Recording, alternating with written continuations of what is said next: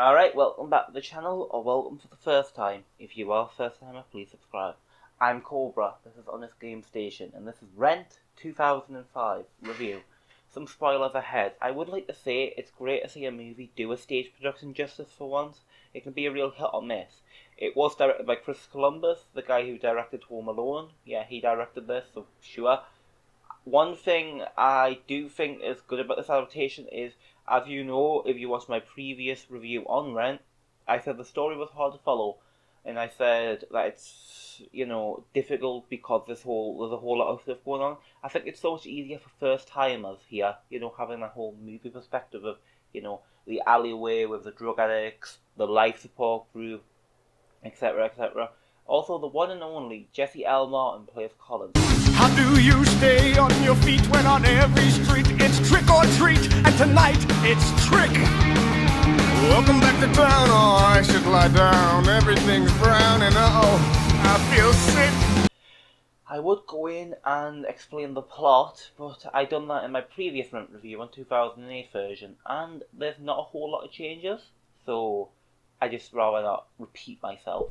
I didn't like the way that they done Tango Marine's ending, because it's meant to be this big thing between Mark and Joanne, where she realises that Marine cheated. However, I do love this version of Santa Fe and I'll Cover You reprise, where Roger and Angel are my favourites.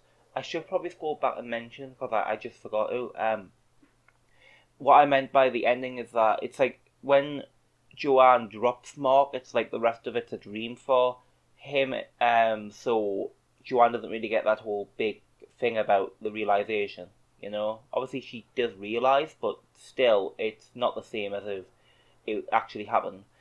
Also, yeah, as I said previously, Roger and Angel are my favourite, and in this version, it is really Angel and Collins that carry the film, in my opinion. Everyone is great, but them two just knock it out the metaphorical ballpark.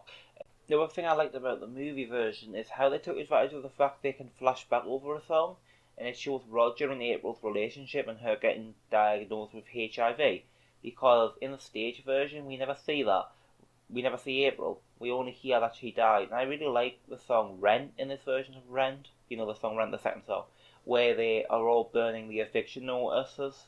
I also feel like What You Own is a lot simpler to understand with the visual appeal, but I don't like the way they had Mark say that he quit from the roof. I feel like it would have been so much powerful to see him walk up and throw down a resignation, but that's just me. This isn't as good as the Broadway version, but it does have points that are stronger and weaker. I give this version an 8 out of 10. It is a faithful adaptation of the stage version. Obviously, the 2008 stage version came out after this movie, but Rent was on stage in the 90s before this. So, yeah, and it's also still played around the world today. I thank you all for watching. And yep, I will be doing Rent Concert. I've watched half of it before, I watched Act 1 before doing this review. But yeah, so we'll get round to that when I get around to review.